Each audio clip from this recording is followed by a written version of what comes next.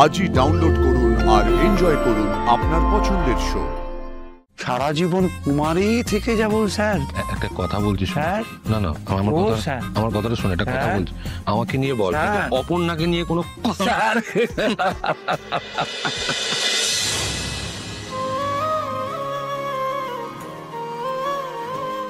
অপর্ণা, আমি তোমাকে কিঙ্কর স্যার, আমার তো কিছু করার ছিল না। আপনি আমাকে বলেছিলেন আমি যেন আর্য স্যারের ধারে পাশে না যাই, কিন্তু উনি যদি সেটা চান তাহলে আমি কি করব বলুন তো? আর এটাও তো ঠিক, ওনার কাছে কোনো জিনিস অজানা নয়, সেটা তো আপনার থেকে বেটার আর কেউ জানে না।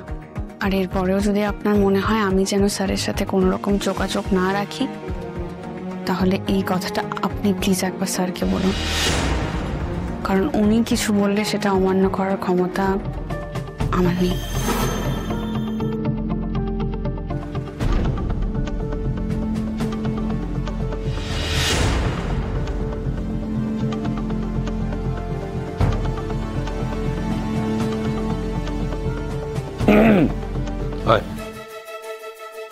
আজও তুই সবসময় সবকিছু আগে ঠিক বুঝে যাস, কোনটা ঠিক কোনটা বেঠিক সব তুই জানিস।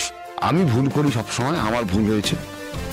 না না, আমি বলিনি তোর সব সময় ভুল হয়, না না, কিন্তু ভুলটা তো ভুল বলতে হবে। হ্যাঁ সে তো নিশ্চয়ই, কিন্তু আমি যে তোকে প্রপোজ করতে দিলাম না, হাঁটু গেড়ে তুই আংটি দিবি অপর্ণাকে, এই ঘটনাটা তুই ঘটাতে পারলি না, সেটা আটকানো আমার।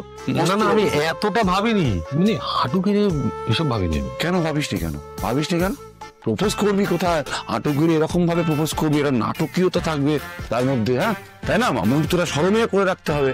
দেখ, অপর্ণা শুধু জানতে চায় যে আমি ওকে নিয়ে কি ভাবি, তার বেশি কিচ্ছু নয়। সে জানতে চাক। এখন আমি আটকেছি, আমি ভুল করেছি, এখন আমার কি করা উচিত? আমি ওদের বাড়িতে যাব? আমার মনের কথা তুই বলবি ওর বাড়িতে গিয়ে? বিয়ের কথা? একেবারে বিয়ে? একেবারে বিয়ে, একেবারে। যা অবস্থা দেখছি, তোকে যদি এখন বিয়েটা না দেওয়া হয় না, তুই তাহলে শান্ত হবি না। আচ্ছা, আমি সব দিক দিয়ে ভেবে চিন্তেই বলছি। সামনের বছর তোর 46 হবে। এত বুড়ো বর কি মানা ভালো লাগে? শুভ কাজে দেরি করে লাভ নেই।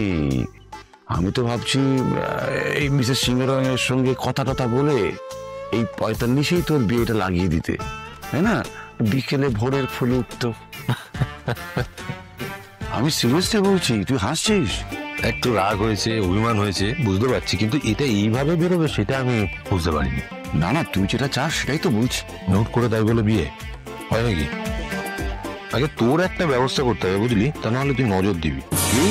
হ্যাঁ বাবা, তোর নজর অনেকদিন ধরে তো দেখছি, তোর একটা হিললে করে তবে আমার ব্যবস্থা আমি করব।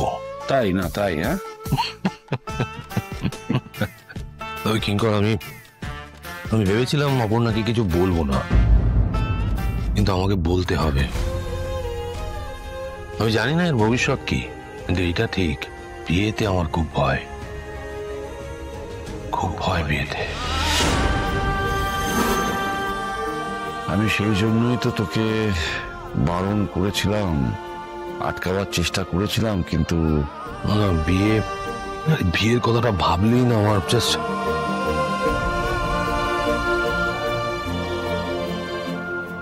তাহলে স্যার আপনি কি আমাকে আর বিয়েই করবেন না sir?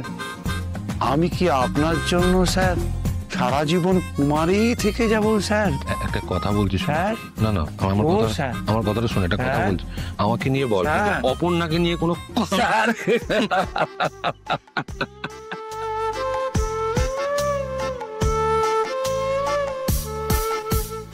Good morning. Good morning. Good morning. Exam কেমন হলো অপর্ণা? ভালো হয়েছে গো। এতদিন অফিস ছুটি নিয়ে এক্সাম দিলে পুরো র্যাঙ্ক ট্যাঙ্ক করবে তো নিশ্চয়ই? আমি তো আমার মতন করে চেষ্টা করেছি ভালো করে এক্সাম দেওয়ার, এবার দেখা যাক। আমার বিশ্বাস অপর্ণা খুব ভালো রেজাল্টই করবে। তুমি কি একজনকে একটু মিস করছো অপর্ণা? আমি মিস কাকে বলো তো? কাকে আবার? নীলকে। ও হুট করে কোথায় চলে গেল? ও গেছে ওর ভালোর জন্য, ওর ভালো হোক। By the way Aparna, Rajnandini শাড়ির অর্কসারের যে প্রজেক্টটা, ওটা এখন থেকে আমি তোমার সাথে দেখবো। নীল নেই বলে আমাকে বলা হয়েছে দেখার জন্য। বেশ, তো ভালো করে কাজটা করা নিয়ে কথা, আমরা সবাই মিলে ভালো করে করলেই হলো। হ্যাঁ, রাজনন্দিনী নামের সাথে ওনাদের ফ্যামিলি প্রেস্টিজ জড়িয়ে আছে। রাজনন্দিনী? রাজনন্দিনী বোধহয় ওদের ফ্যামিলির কারোর একজনের নাম, তাই না?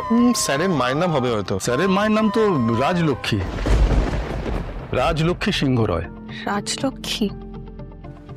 তাহলে রাজনন্দিনীকে? আমার কোনো ধারণা নেই।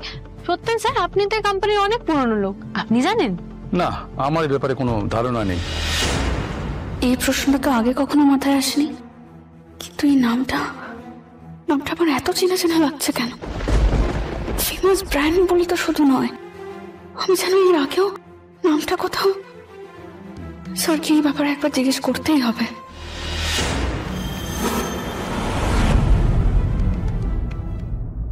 এই অপর্ণাকে আমি মাথা থেকে কিছুতেই বার করতে পারছি না। ঘুরে ফিরে মেয়েটা শুধু আমার মনের মধ্যে আসছে।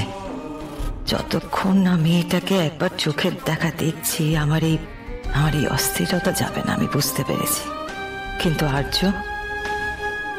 আর্য যেভাবে বলেছে, তারপর ওর কথার বাইরে গিয়ে কিছু করাটা তো ঠিক হবে না। মাদ্রেলো, কাল রাতে আপনি কোথায় গেছিলেন? পুজো দিতে। আর্যদার গাড়ি নিয়ে? গাড়িটা ফিরে এসেছিল, তাই ওটা নিয়ে। 5 নম্বর বেলেঘাটা কলোনির দিকে আপনি গেছিলেন, কিন্তু ওদিকে কোন ঠাকুর আছে? আগে তো ওদিকে গেছেন বলে শুনিনি। তুমি আজকাল একটু বেশি প্রশ্ন করছো মানসী। কানে এলো তাই আমি আপনাকে ডিরেক্ট জিজ্ঞেস করতে চলে এলাম। সবকিছু তোমার জানার দরকারই বা কি মানসী? তোমার এই গোয়েন্দাগিরি করাটা বন্ধ করো। আমার মনে হচ্ছে কিছু একটা ঘোট পাকাচ্ছে। আমি শিওর আর্যদাকে আমি একটা মেয়ের সাথে দেখেছিলাম। তো দেখতেই পারো যে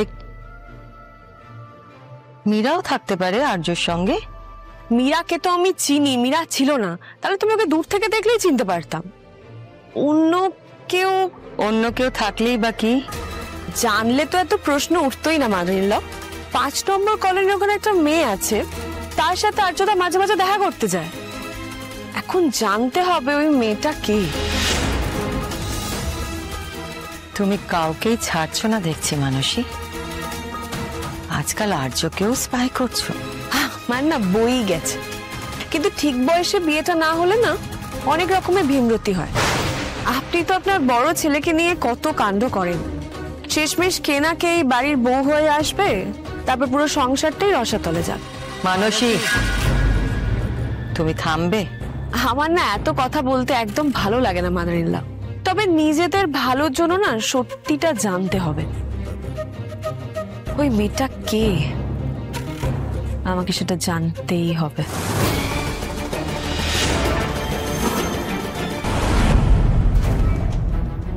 আমাকে আজকে জানতেই হবে কে রাজনন্দিনী। এই নাম শুধু শাড়ির ব্র্যান্ড নয়, ওনাদের ফ্যামিলির সঙ্গেও জড়িয়ে আছে। আর্য স্যার তো কখনো এই প্রসঙ্গে কোনো কথা বলেননি।